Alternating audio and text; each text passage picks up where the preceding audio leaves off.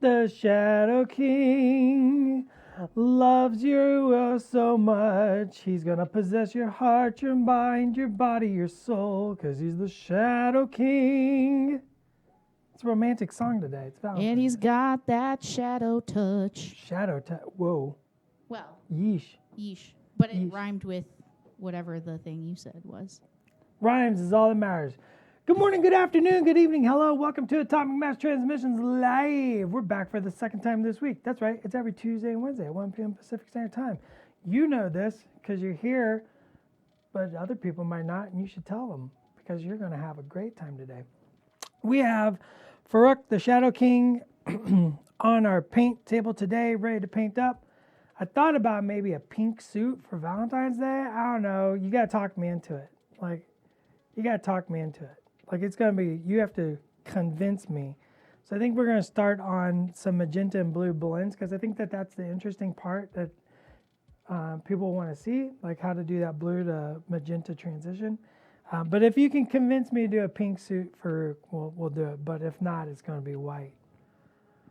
When does the album drop? Oh, I'm always working. I'm always working on the beats at home. There's no time at work to do the beats. Hey, don't make us sad. Beg for that pink suit.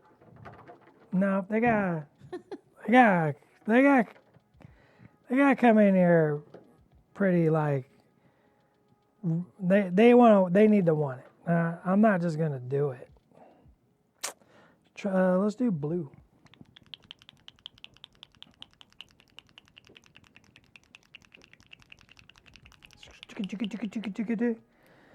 Looks like we're painting some Marvel Crisis Protocol for Root, the Shadow King. That's what we're doing today.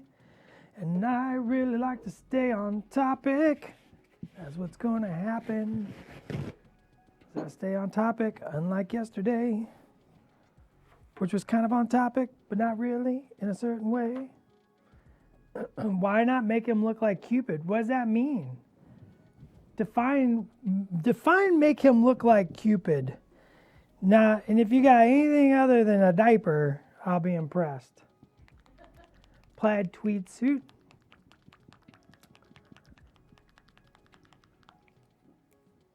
Full brother loves. Oh. Seeker always knows this. Seeker always knows the way to mine and Chick's heart. Some brother love. I need to paint his flesh first.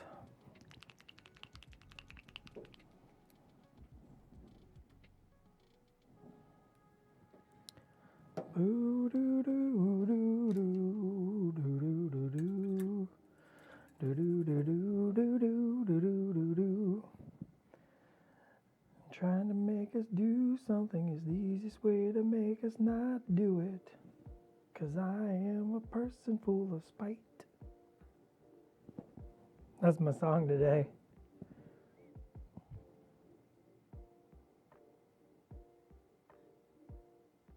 Like another romantic song. Everything I do it out of spite.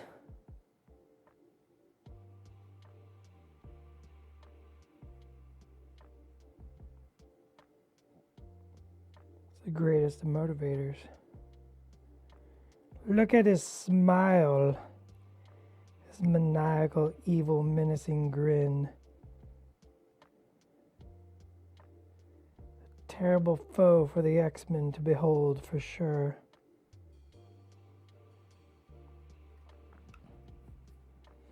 Can you turn him towards the camera so they can see this? Heck no. No?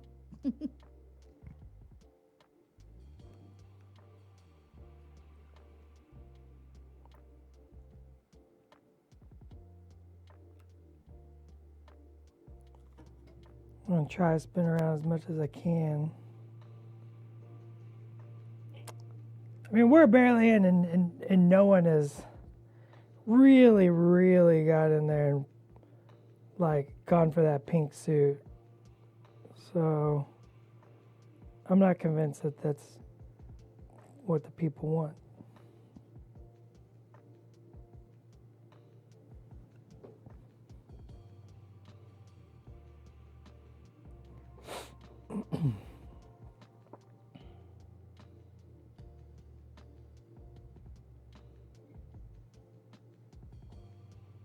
Oh, if you haven't taken a look at MCP and you're a Marvel Comics person, on Wednesdays we wear pink as all the motivation.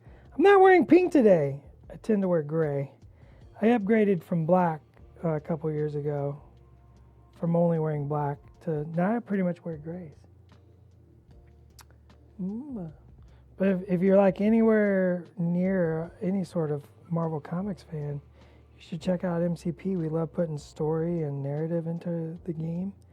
Really trying to get a game that's like about really telling those big, cool moments in Marvel history and catching the personality of the characters as much as possible on a single card.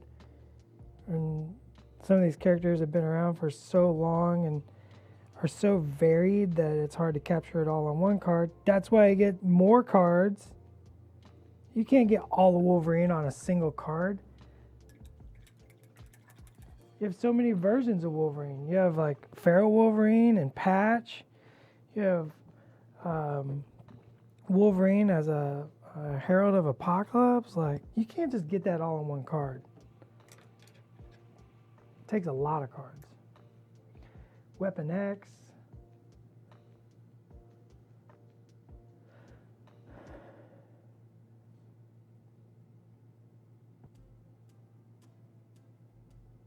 Blue. So blue. Blue flesh. Old Man Logan, yeah. Love some Old Man Logan.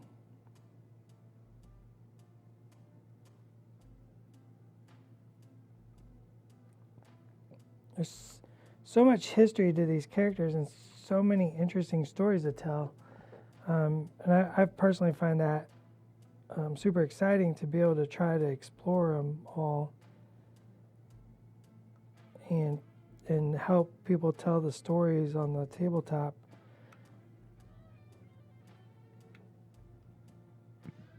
Can you talk a little bit about the blue sculpt process for this? For this feller? Yeah. This one went through, I think, 3 or 4 iterations. Maybe even like 6. I know Josh kind of took the lead on this one. He very much like wanted to like design the Shadow King as a miniature. And so Josh concepted up several different designs for how the miniature would look on the table. And, you know, they all had their pros and their cons. And then, you know, we were looking at them. And I took one of his designs, I took another one of his designs, and then I added some of my own flavor. And we came up with this twisting, rolling around Farouk emanating as a psychic entity to represent the power, right? Like that's the big thing is like it's really about representing the power. Like even if it's you don't necessarily see the Shadow King entity emanating from Farouk. Like you want to show the power on the tabletop because that's interesting. So Josh drew several of them, and then I was just like, let's go, let's crank it up, right? Let's like take it because they were a little more conservative. I was like, let's crank it to 11. So we did this big, massive, flowing around entity, and I think it worked really, really good.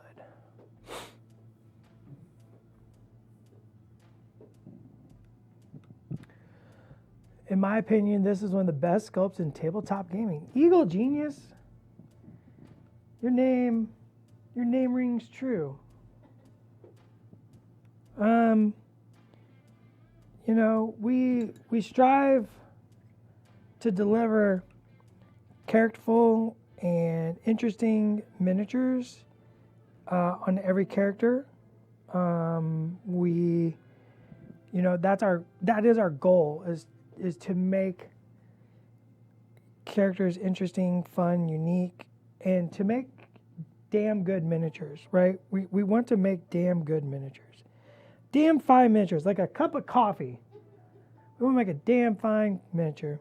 A damn fine cup of miniatures. Damn fine cup of miniatures, or a box of miniatures.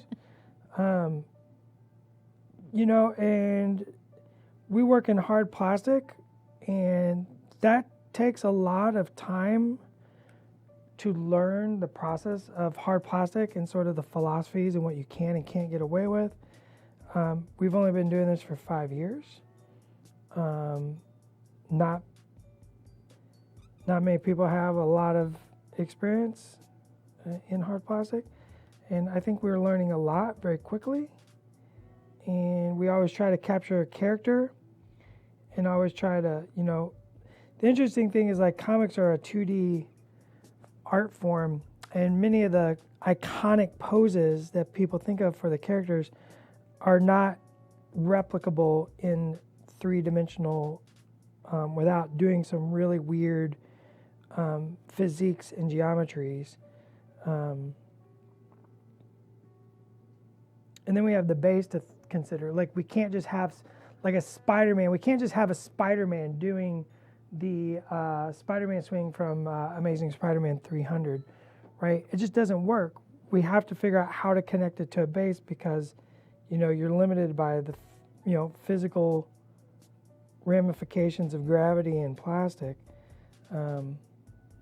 You know, so it's a lot of thought process going into the concept and how it's going to translate and such. The growth from the original core box to now is crazy. This miniature to Claw, Spider-Man jumping away from Venom, awesome. Thanks. See, and that's the goal. Like, there's Marco and I always joke, like, as soon as Marco and I are halfway through a project, we're like, we definitely get in the, well, we're just terrible at it. We're just terrible. We don't, like, this is awful. What are we doing? Oh, we should have done this. It's like an immediate, oh, we could have done better. So it's always a mindset of forward. It's never look back. Never been a fan of somebody who celebrates their victories from 20 years ago and has nothing from 2 years ago. I can't get into that mindset myself. It's like, it doesn't matter what you did today or yesterday. It's what matters is tomorrow for me. So I definitely get in that mindset where, like, I want to push and grow and do better, and I want to learn from mistakes, and I want to take the knowledge gleaned from trying something that maybe didn't quite work, then just not ever trying, right? The classic, I have failed more times than you have tried, or the there's another one. There's a line that everybody uses in a positive, but there's like the fuller version that's negative. Not negative, but a little more rambunctious, one might say. Oh, what is that line?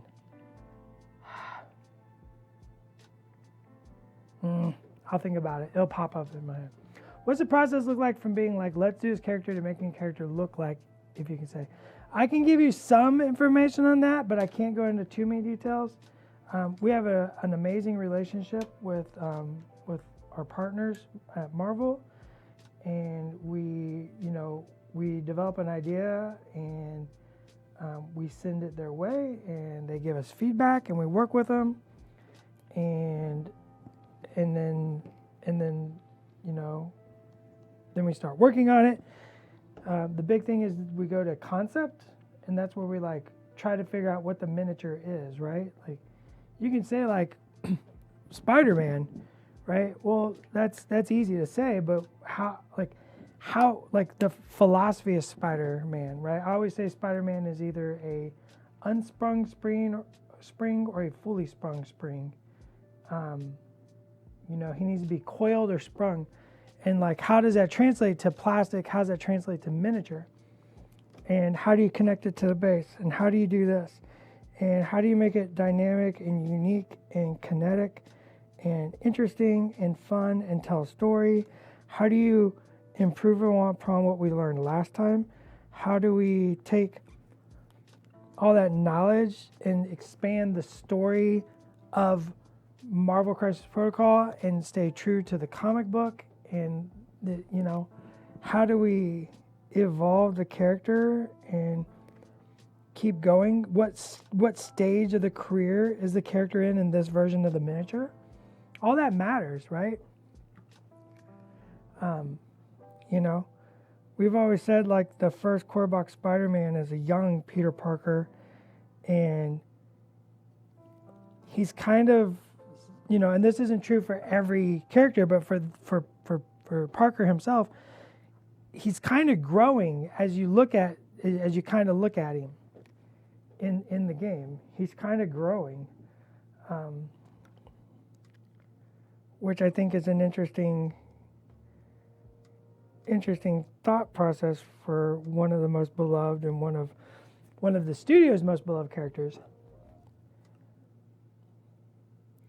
So once we get a concept, right, and we kind of figure out what costume, what era, what pose, and all that kind of stuff, that's when we start getting it sculpted. And we get sculpted, and of course we do some R&D. We look at it in 3 dimensions, not just on monitor, but like we get physical. We can get physical versions of it to kind of really actually put it on the table and really get a feel for what the miniature is, right? 3D sculptor can sculpt something and they can blow it up to like 1 million times the size, but it's hard to get a sense of what that's going to look like when you actually put it on the table and it's only 1 inch high, or something.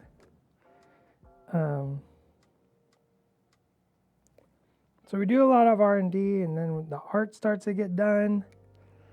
Around the same time, the developers start working on rules that capture the character.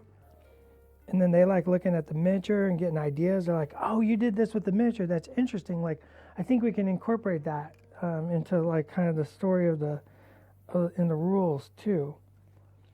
And it develops and grows. And then we get the final miniature. We get painted, right? We got some amazing painters on tap. We're always looking for more studio painters. So if anybody out there watching knows anybody that can paint to the studio level, I would love to talk to you. So we get painted, and then Matt comes in and does these beautiful photographs. On the terrain we get made, we have people that make terrain for us. You've seen them on the art and the marketing. Just gorgeous stuff.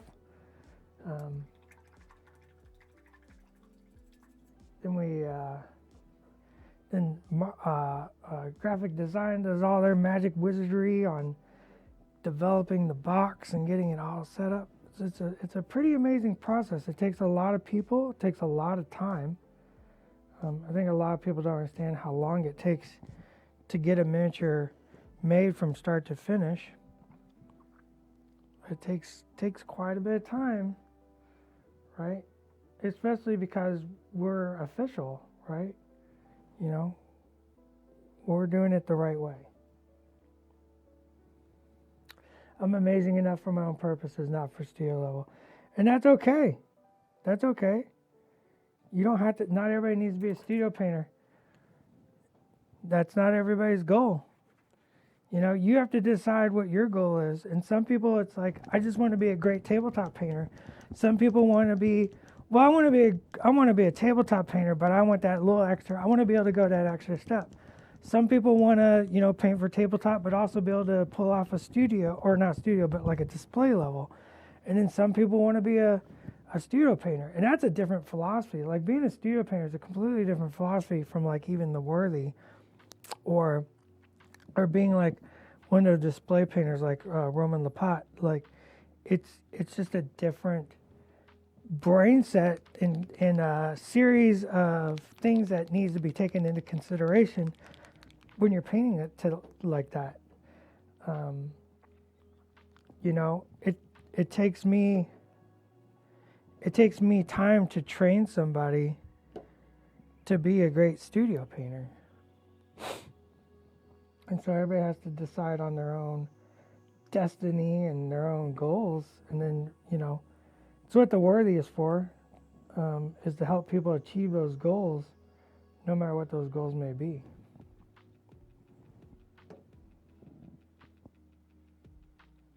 We're here to help you grow, learn, develop, and become the painters you want to be. You know, if you find me at a convention and you're like, hey, Dallas, I want to be a tabletop painter. I'm not going to be like, oh, great, tabletop painter. I'll be like, great, let's talk about it. Like, where do you think you are and what do you think you need to do to get to that point? What do you feel like you're missing? And then, like, I'm going to help you get to that, achieve that goal. I'm going to attempt to. I'm not going to say definitively I will do it, but I'm going to attempt to.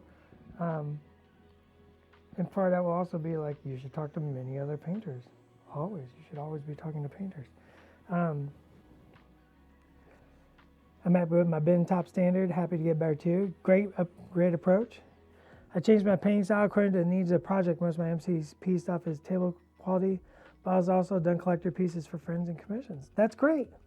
Yeah, being flexible, great. I love being, I personally, firm believer in being flexible, right? The more tools in the toolkit, right? More tools in the toolkit. That's why before somebody was knocking dry brushing, and I'm like, dry brushing is still a tool in the toolkit that can be pulled out and wielded in the appropriate manner from time to time, and you just have to know when to use it and how to use it. You know, there's sort of the rough and abrupt way to use it that everybody's sort of accustomed to. But over the past, like, I would say, I'm just going to say 20 years, because 20 years is the favorite number of people in today's society, it feels like. I think people forget that 20 years ago was 2004, not 1995. As a person who, you know, graduated high school even before 95, it's good to remember how far back that really was. But anyways, toolkits. What was I saying? Oh, dry brushing. Dry brushing as a philosophy and a technique has actually developed in the past 20 years. It's really interesting that people have taken how to dry brush and kind of elevated it slowly. So, more tools in the toolkit, no truer words ever spoken. You can't prove, what can't I prove? I missed that. Quiet you, the mid-90s were only 20 years ago. No, but let me tell you, my knee says way otherwise. My knee says way otherwise.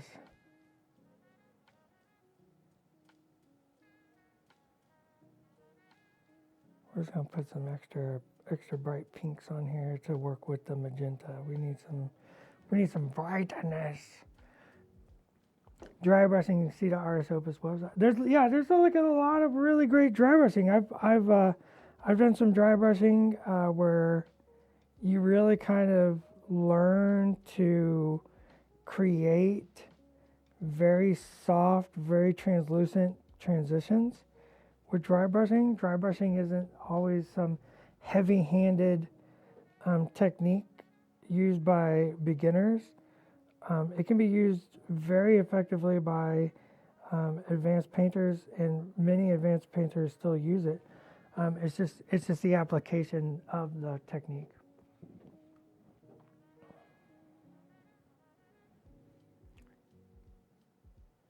Dry brushing was how I was introduced to a hobby, so I misunderstood how to use it. Yeah, I think a lot of times, especially if you've been doing this for 20 years, you kind of get taught sort of the, like I said, the heavy-handed approach to dry brushing, and unless you're actively searching for new ideas or practicing new ideas, you might very easily missed that the arms race has amped up around many of these techniques and in painting, miniature painting in general. Um, I know some painters from the 90s, not 20 years ago, but 30 years ago. I'm just going to keep pushing that in, like, to everybody's head today, apparently, who have, actively said the words, like, I couldn't keep up with the arms race, right, as a competition, because there's always some new way being developed. And if you're keeping up on it, you can learn some really interesting new stuff and develop alongside it. But that doesn't mean you have to. It's not mandatory. There's nothing wrong with the techniques what we're talking about, and they're rougher, tougher. They still work. I'm just the conversation we're having is more. It's interesting to be aware that a lot of things, stuff, has been developing. We're just having a conversation. There's no judgments here. We don't judge. Well, until it comes to the worthy, and then I judge. But that's because you've asked me to judge, and that's different.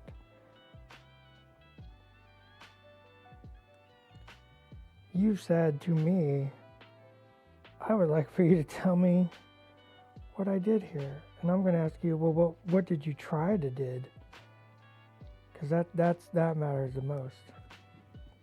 Look at his wispiness. Your method of painting concrete parts of Hydrotrain has become my default system for that. Thanks for... Oh, yeah.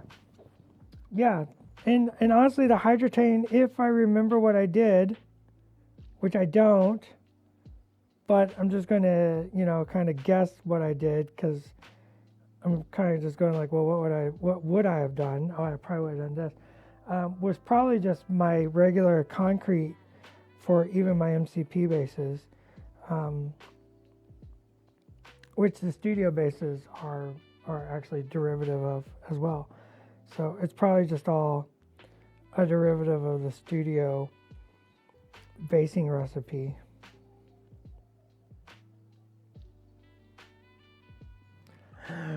So much pink love in his heart. He's a shadow king and he'll tear your world apart with his emotional distress that he'll cause you because he's an evil dude. Shadow King doesn't get you chocolates on Valentine's Day. Shadow King forgets it's your birthday even.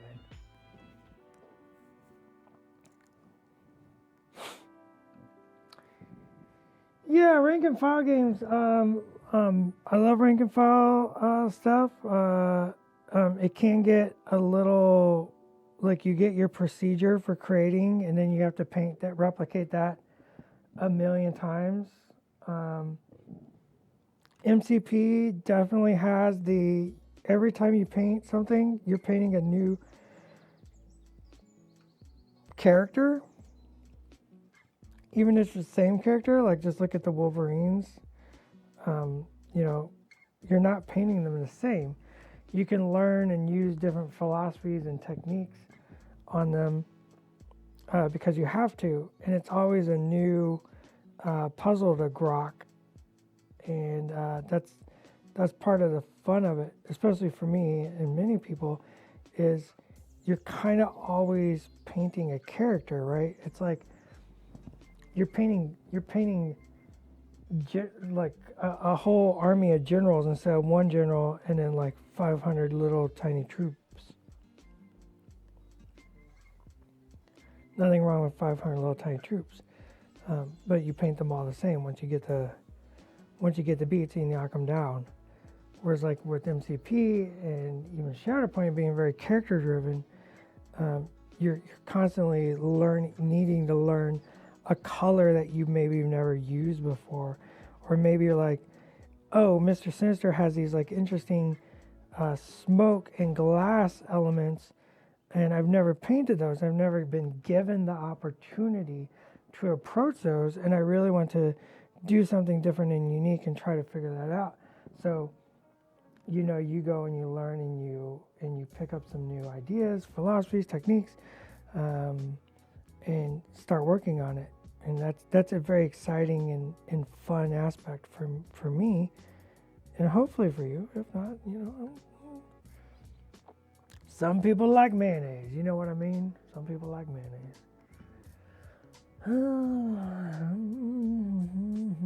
I love painting clones. I don't know what you're talking about. I love painting clones. He makes you forget it's your birthday. It does make you forget your birthday. That way he doesn't have to buy you anything. Ugh, just the worst. Terrible date. Is the astral base sculpted in a way it would be easily to paint in sub-assemblies? Yes. I'm going to say yes. The word easy is hard for me.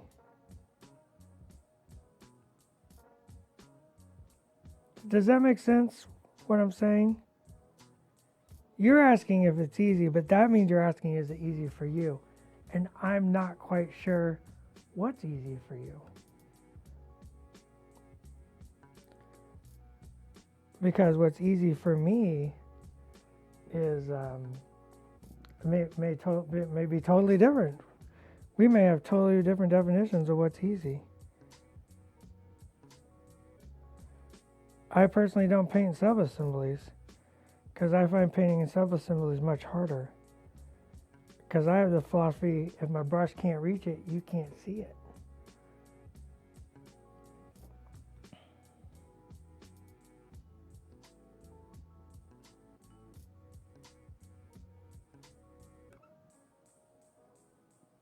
And I'm not trying to be obtuse. We're just having philosophical discussions here. I'm not painting this very fast at all, am I? Everybody's like, why are you painting it so slow? And I'm like, I don't know. I'm a monster. Need to pull out the bigger brush, maybe? I don't know. TK, thanks for hanging out for as long as you could. Always good to see ya. Everybody's supposed to tell their grandmas to come join us, and I don't think anybody has, and I find that insulting.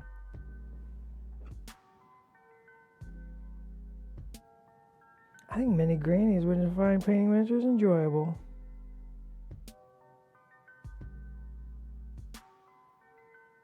It's a relaxing hobby.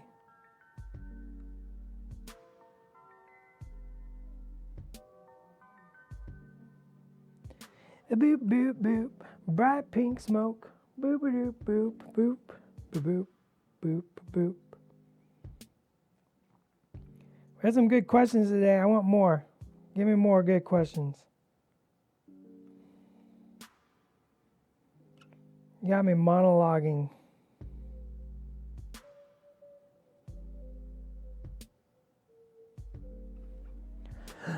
Spooky pink smoke.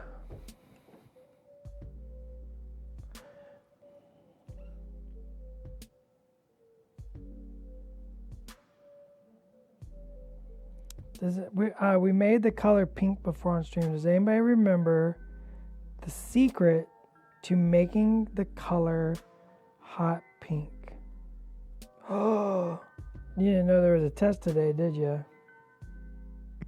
I don't know that I know the answer to this. There's a secret. Will you reveal your secret from the shadows? My grandma doesn't have Twitch on her flip phone. She's 95. Get your granny a new phone. Let me take a drink. I'm parched. My throat's dry. What's my favorite tactics card out of the new X-Men wave? I love Untapped Potential.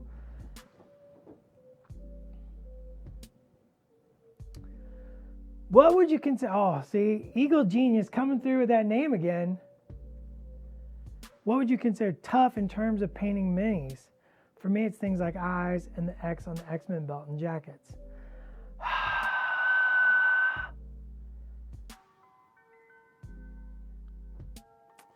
What would I consider tough? Do you mean like tough, like Dallas? What Dallas finds difficult? or Yeah, that's the challenging? question. Like that, the question is, what Yeah. would Dallas find tough? Hmm. What would I personally consider tough? What was something I've painted where I was like, okay, that was actually tough. The flames. The what? The flames that you were painting on the thing. That was more That was like a lack of practice. thing. Yeah. That was lack of practice. Like Yeah. I love painting flame effects. Mm. Like this stuff. I love this stuff. Any sort of flame effect on miniatures is always just a riot for me. I love the special effects. And that in Marvel we get to really get in there and make those effects because we're working with superheroes. Super exciting for me. What do I consider super tough? I mean, I have pet peeves, I guess.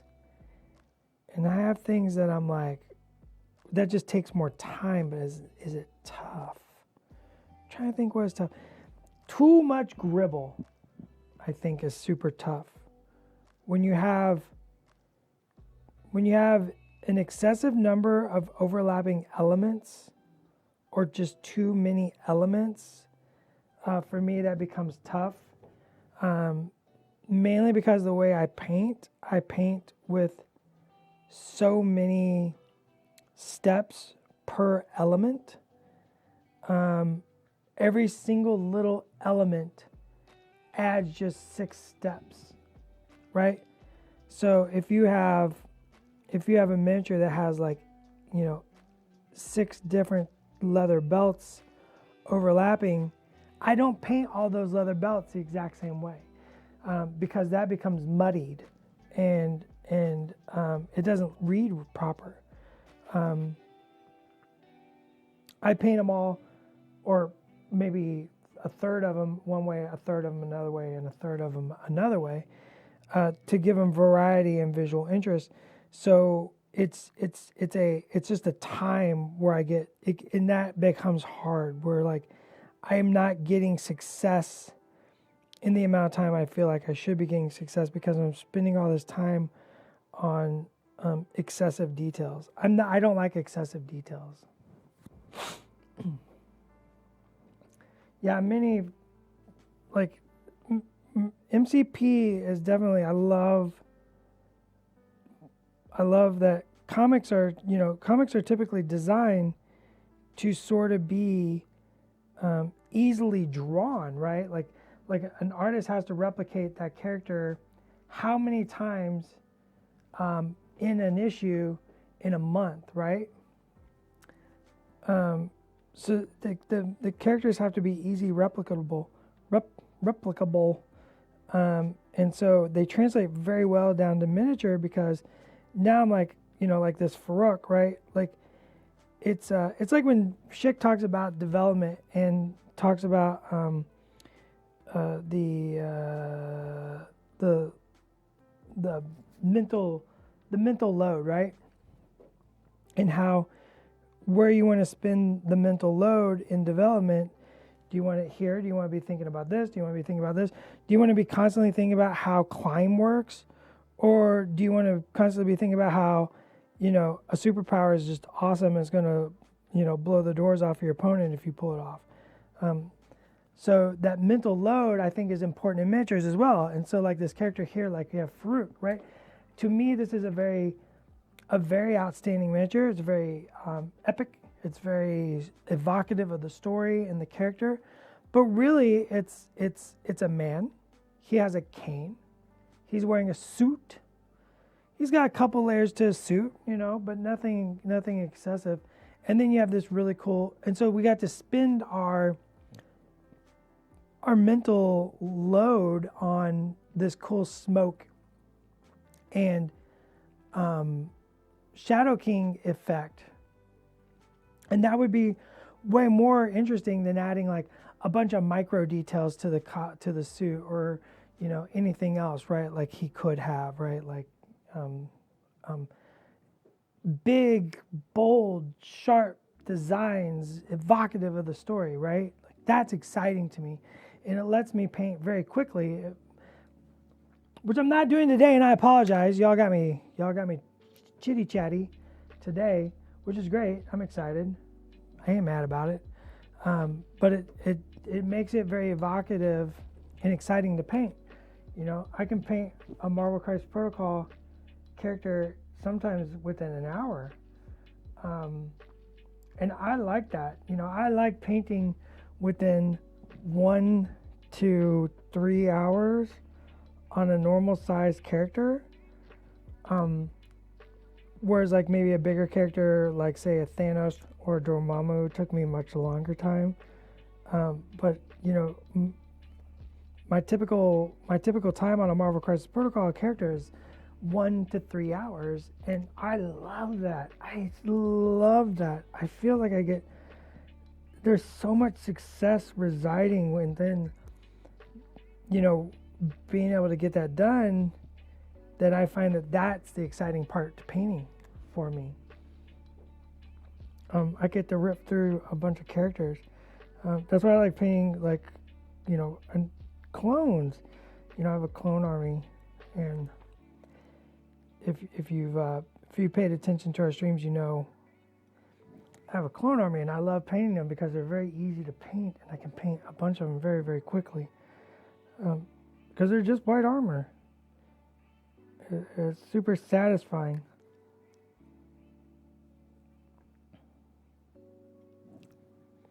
Look at those muscles. Seeger, I feel like I'm bad at every aspect of painting, but I try. Hey, trying is all that matters. Gooey Chewy says eyes are the hardest for me. We've talked about painting eyes, and I really hope like you took. I hope that if you've been watching and you watch how I paint eyes, like it helps. You know, you gotta breathe. You can't hold your breath. You gotta prop yourself up. You gotta give yourself, you know, you gotta build yourself up for the ability to have success. And I think that that's important to remember. Is like you have to set yourself up for success, and part of that sometimes is just learning how to breathe and learning how to properly administrate the technique. Yes, somebody answered the question, and they answered the question right. How do you make hot pink? Red and yellow doesn't do it, or red and white doesn't do it. I'm sorry, red and white doesn't do it because white is a desaturator. So you're removing so much of the punch color. Red is a very punchy color, very sharp, powerful color. But the secret to making hot pink is red, white, and blue. You put a little touch of blue in there, and I mean, I'm talking the tiniest little hint of blue. Blue, as we know, is a bully color, which is a term somebody else used, I picked up on, so I didn't create the term bully color, but it's a tiny amount of blue, because blue being a bully color, what that means is blue is one of the most powerful pigments in nature. It's just the nature of blue and the way it works in nature and the way it works in our eyes. It's a powerful, it's a bully. It's a mean color.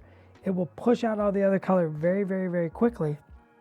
So whereas like yellows are very weak pigments in nature, it's just they're just weak pigments in nature. That's why a lot of people complain about painting yellows. Like it's always like, oh, it's always like so thin. It's always like, well, that's just the nature of yellow pigment. But you add a little touch of blue to a nice bright, like a fire truck red, a little bit of white, and then you add a little bit of blue and you get hot pink. We've done it on stream. Man, what stream was that on? We did it on stream and I demonstrated the mixing of it once. Was it recent? Or well, you know, my memory is not super, so sure. So I'm really unsure when that was. It's hard because there's so much there's gold in these here hills. From all of the things that we talk about on stream, and I try to. These days, I'm trying to make notes of anything cool that we talk about, so that when we say when did we do that, I can actually answer. But Honestly, I think Seeker nailed it for you. I think it was Gwenpool.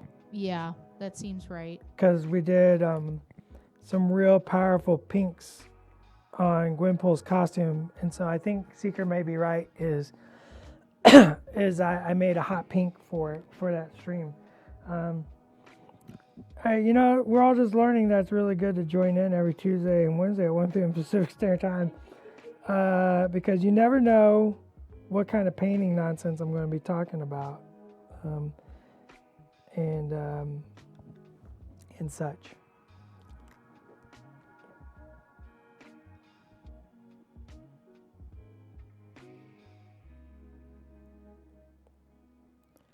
But I do promise I stay on topic. The topic is painting, and the effects of which upon that painting on the human mind, which I don't think we've actually ever talked about, but could be interesting. We could get in a whole conversation of what is art. It's Pagani's favorite question. What is art? What is art? Define art. Can't define art, Pagani.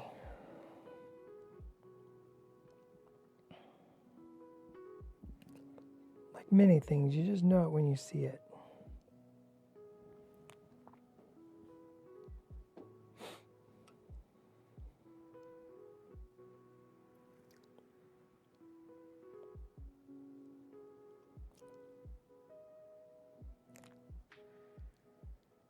Them in the little shadows. This is like just a nice purple to shade those blues because it's going to tie our magentas, purples, blues all together here.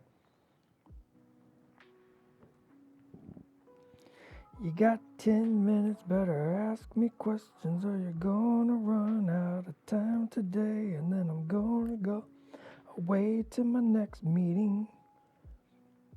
That's right, I got meetings after this.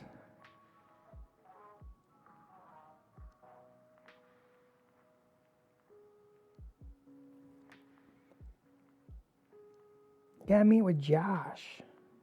We have Josh things to talk about.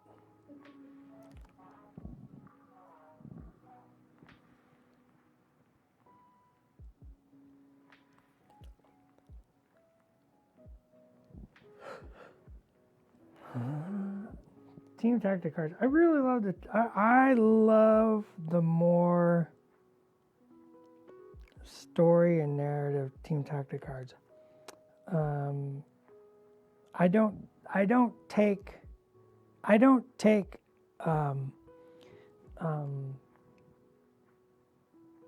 Brace for Impact. I don't take that card. I take cloning banks and stuff like that. I typically take cards that are very much centered around my characters, centered around the story I'm trying to tell with my characters. So my team tactic cards tend to be those. Somebody asked earlier. I'm just going back to that because no one else was asking questions. So it was the first thing that popped into my noggin.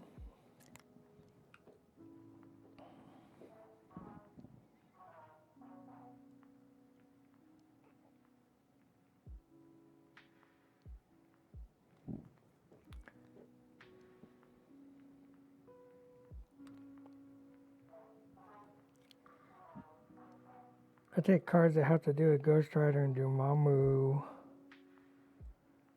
Because I love playing Dormammu. Oh my gosh.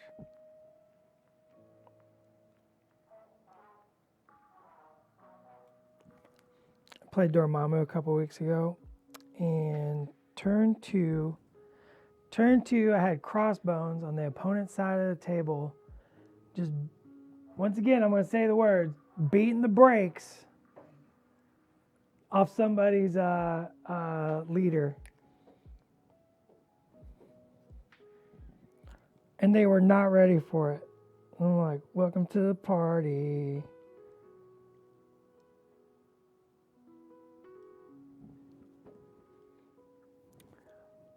I know you can't give spoilers rules. I don't like where this is going, Eagle. But how do you feel about potentially introducing villains to Asgard affiliation? We can't talk about anything we haven't announced. Dormammu plus Sentinel Prime is my favorite combo. So I really wanted, like a long, long time ago, I really wanted to convert some Sentinels to be Dark Dimension Sentinels. So like re-sculpting their fingers to be more talon-like a talons. If you know, you know. More talon-like, and give them like flaming heads, and just do Dormammu and Sentinels. And that was purely based on how cool it would look. Because I just thought that would just look so damn cool. I've never got around to it. I have Schick and Anne have kept me very busy with other hobby projects. So, you know, blame them since you don't get to see it. Wow. Yeah, just go ahead. Hurtful. You just take the hit. Okay. Throwing out Napoleon Dynamite. Yeah, talons.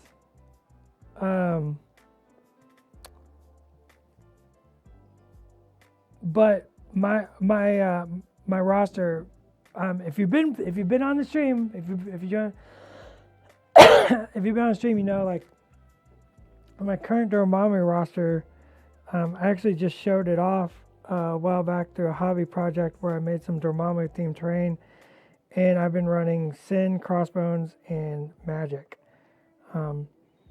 Mainly because I love the combo of Sin and Crossbones, and I love adding them to Dormammu, and then I just love Magic. Like, any good tips on when and where to use black lining to separate areas of a miniature? Great question there, Mr. Rich. I love that question. First, I would say black lining is not what you want to do. What you want to do is dark line. And there is a difference. There is actually a difference. We're going to talk about those differences as I keep shading this sweet, spooky blue boy. So black lining, of course, is where you take black paint and you draw between the elements. So like elements. When I say elements, it's anything that's a different material than the thing next to it, right? So like the hat is a different element than the face, and the sunglasses are a different element than the face, and the mouth is a different element than the face, and this jacket's a different element than this jacket, which is a different element than this jacket. So elements, different things. And black lining is where you take black paint and you would just simply draw a thin black line between it to divide it. Now this looks very, very good because what that does is create extreme amount of contrast, right? Especially on something like a white suit. I wish I had a painted mini here. I don't have anything I painted in here, or I'd show it. What I prefer, and what miniatures outside of, if you've done comic book style, we're not talking about comic style. Comic book style is different philosophy altogether. We're talking about just traditional miniature painting. But miniature painting over the past like probably 10 years, maybe 15, not 20, has moved away from black lining and into dark lining. So like instead of using pure black between two areas of white, you use a dark gray. And between an area of blue and something else, you find a darker color. So you use chromatic blacks, right? You add colors to blacks to make them more visually interesting. Now the other thing you can do is, like, say you have like two elements next to each other that are both warm. So let's say you have two reds touching one another, and then what you would do is make a cool black. So you add blue to the black, and you draw the line in between that, and that's going to create even more contrast. Not just because bright red, dark black, but you also have hot next to cold. The more numbers of contrast that you can build into a miniature, the more dynamic it's going to look. And there's lots of different versions of contrast. Most people think of contrast as white and black, right? That's your computer monitor, your TV monitor, right? You buy a new TV, you go up the contrast because, you just loaded up your favorite video game. And you got to go back on your adventures between the lands between. And you need that contrast. You want that contrast. But there's other types of contrast: hot, cold contrast, soft, hard contrast, textured, non-textured contrast. So learning about all different types of contrast and utilizing them is a really good way to visually introduce more interest into your miniature. So you asked good tips on when and where. Where is always a great question, and I think that comes down a little bit to an artistic question. Like, I'm not necessarily going to put a dark line between the blue and the magenta here. I'm going to leave this dark shadow, and I'm going to push the white of the flame up as close as I can to that dark shadow. But I'm not going to go in there and line it again. But what I am going to do is between this cloth and this skin, I am going to put a dark line there because I like that division. I like that little bit of shadow that looks like the sleeve goes up deep into the cloth. I will put a dark line between the seams or where the two halves of the jackets come together. I like a dark line there because this is going to be a white jacket. I want that dark line to really divide that and create that heavy contrast. Maybe a dark line between this armor bit and the skin. Well, and a lot of that's going to depend on how's it feel when I paint the armor. So there's a little bit of feel to it, which is wishy-washy, and I apologize.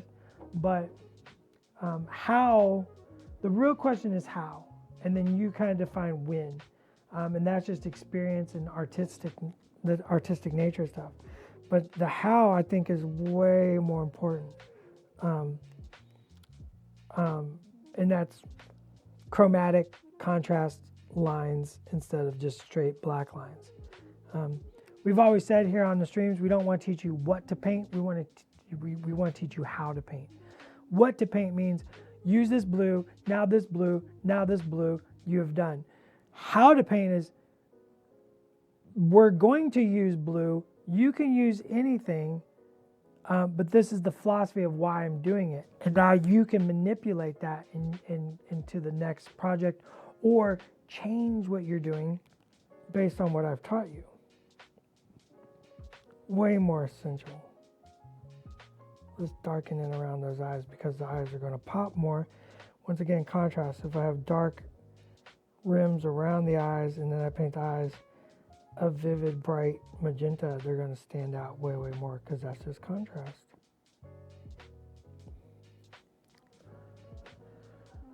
I'm waiting on the next Wakanda terrain update. Does the Wakanda Rival Panel Build Guide PDF work? Can't seem to get it to work. Kenji, that's a great question. I'm not going to pass it on to Ann. Ann is right here, and Ann can take a look. Yep, I found it. All assembly guides, by the way, guys, if you go to the atomicmassgames.com website, go to assembly, choose the game line, and then search for the title of the product. It should bring up a little thumbnail that shows a picture of the product, and then there'll be a button to click to download the PDF, and that should bring it right up. If it's a confusion that you have about something in that assembly guide, that's another question, but that's how you find the assembly guides. Hopefully that's helpful to folks. Give it a try. That's what worked. It worked.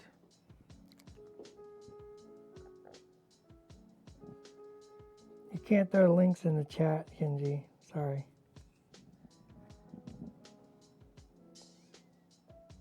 I have a feeling that's what Kenji tried to do. I tried to use this link, and I'm like, well, you can't do that.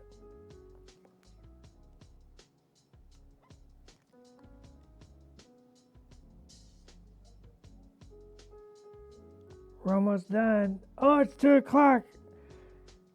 Get your final questions in right now. I'm going to finish up. Mainly because I really want to go talk to Josh. I do. It's fair. I had to ask Josh for some stuff the other day, and at the end of it, I was just like, Josh, I love your energy. He's got the energy. It's really makes it a pleasure to work with him. He gets really mad. I guess he's the stream's Valentine today. Yeah. The real Valentine was Josh Cologne. All along. He gets really upset when I tell him his superpower is heart. But it is. It is. He's all heart. It really is. I went to him with some questions about characters I knew he would love and care about, and he made me love and care about them so much. It's the secret of Josh. Great. How do you use Shadow King? How do you use Shadow King? Like, what is his play style? Did I find a denim jacket? So I haven't looked for denim jackets yet. I have yet to use Shadow King. You want to know why? Ask me why. Or if somebody can answer, why has Dallas not used the Shadow King yet? Can somebody answer that? I bet many astute watchers can.